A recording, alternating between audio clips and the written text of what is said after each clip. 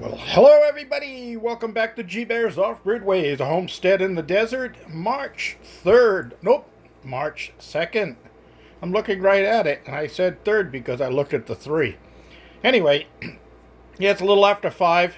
I've been hunkered down all day. These winds right now, they're at 12, but they're gusting to 22, and I saw those at 30 earlier, so yeah, it was one of those days where couldn't get very much done, so I just kind of like hung around inside, relaxed, and did some paperwork and paid some bills. The normal stuff that nobody likes doing, but you have to.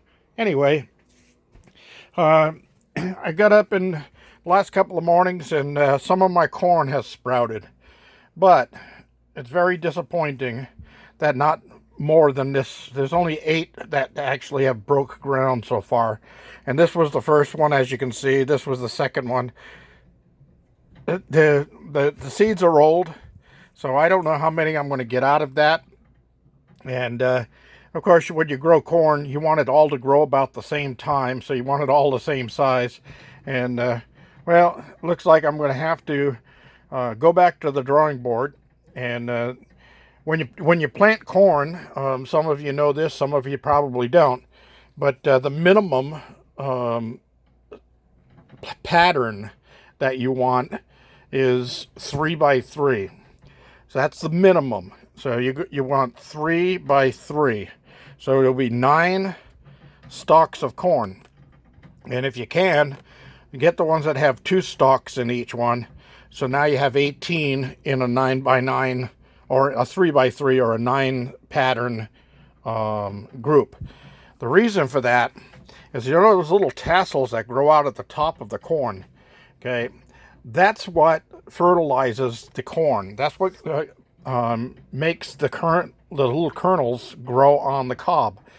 All the silk that hangs out of the end of the cob, each one of those pieces of silk goes to a different kernel inside of the ear of corn. And those little tassels, those little things that drop off of it that look like little tiny grass seed, those have to get onto that silk, and it has to cover all of the silk so that all of the kernels of corn grow. Otherwise, it ends up looking like the little kid on the porch from Deliverance, one tooth in the front of his mouth. Well, that's what you're going to get on an ear of corn if you don't get it all fertilized with those little tassels. Some of the farmers that run smaller groups like that will actually shake the tassels off into a paper bag, and then put the paper bag over the ear of corn and shake it. Make sure that everything gets covered. And you have to do that to each ear of corn that's on your stalk. And it's a little extra work, but if you only have a small batch like 9 stalks of corn, that's easy to do, right? All right, so I transplanted my watermelon and cantaloupe into bigger pots because I had them in these little tiny grow buckets here, and they were going into the 3rd leaf, and they're getting a little bit too big for those small ones, so I had to raise that up. One of my early broccolis popped up over here. So again, these seeds are all old, and I spent some time, and I alphabetically arranged them all so that I have them in there. I can see what I've got. But a lot of these are from, oh my God, 2002. They're 18 years old. You can't really rely on all of them. That's why I always plant a lot more than what I'm going to need to see what's going to come out of it. And then, with things like cantaloupe and watermelon, with the size garden I have, one of each is plenty. If I was going to be selling that stuff, I'd have to have a whole acre planted of those. So that's not going to happen. All right, so my bell pepper, my California Wonder, I got 1 out of 6 that sprouted. And these are my jalapeno peppers, the jumbo jalapenos. Now back here, these are seeds that I took out of my friend Bill's tangelos. He gave me some tangelos one time when I was down, and I saved the seeds, and I sprouted them, and I got 2 trees growing here. So I'll try to keep those things healthy and strong, and I'll grow them indoors for the whole year.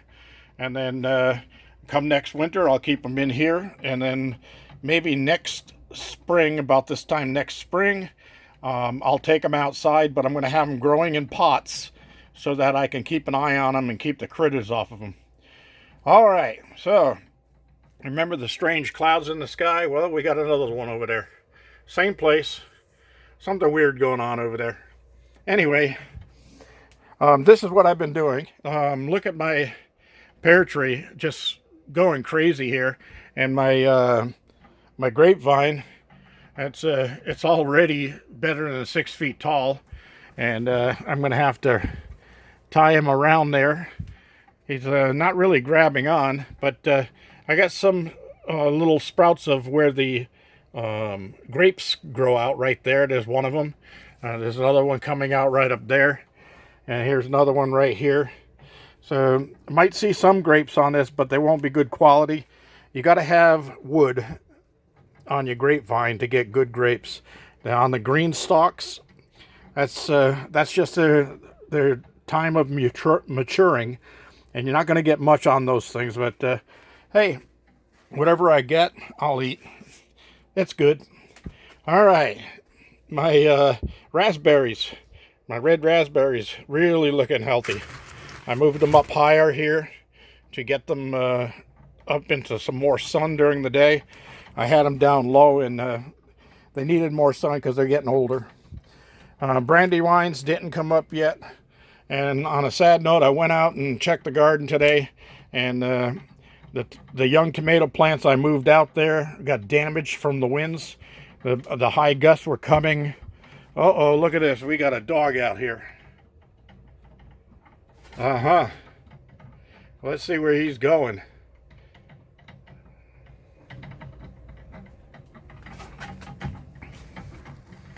Yeah, he's gone over by the chicken coop, but he didn't really pay much attention to it. Ran around and ran the other way. I'll bet you that's one of the new neighbor's dogs down there.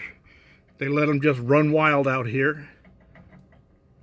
And I already warned him, so I'm gonna have to go down and have another talk with him and say, look, you're gonna keep him inside your fenced-in area. That's fine, but for the meantime, keep him tied up, because if they come around here and they bother my chickens come first.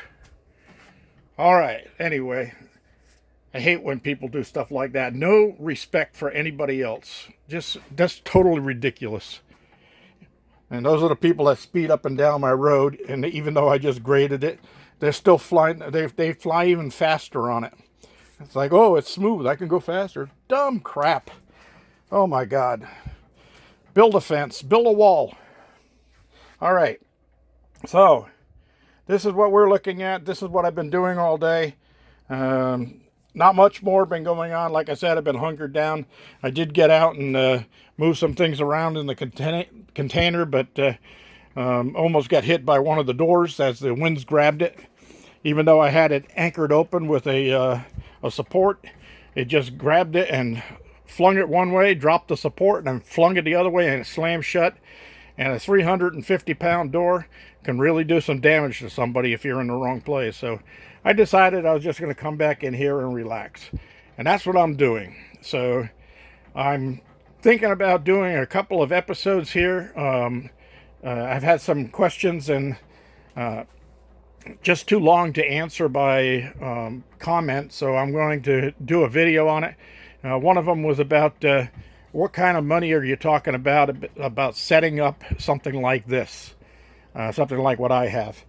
Well, since everybody's place and conditions are going to be different, it's hard to put an exact number on it, but I'm putting it together as in such a way that I'm going to have a list of all of the things that you have to price and consider, and I put those all together, and you'll get a ballpark figure of what you think what it's going to cost you in your area to set something like this up. All right, so that's one of the things I'm going to be doing down the line. Anybody would like to see something like that, give me a show of hands down there in the comment section. And also Another one I'm going to do is 10 things I wish I knew before I started homesteading. And I think that'll be of interest to some people, because there are people out there that I know are planning on doing something like this, getting off the grid. And there are some things that I wish I knew before I got out here. And I did my research too, but I learned some new things along the way. And maybe I can help people and save people some aggravation. All right, everybody. G-Bear remind you, give me a thumbs up down there. Don't forget to comment and leave questions at the bottom. I'll get back to you as soon as possible. And please subscribe if you haven't already. I welcomed a few new people on just today and a few yesterday. So we're headed that way. G-Bear signing off.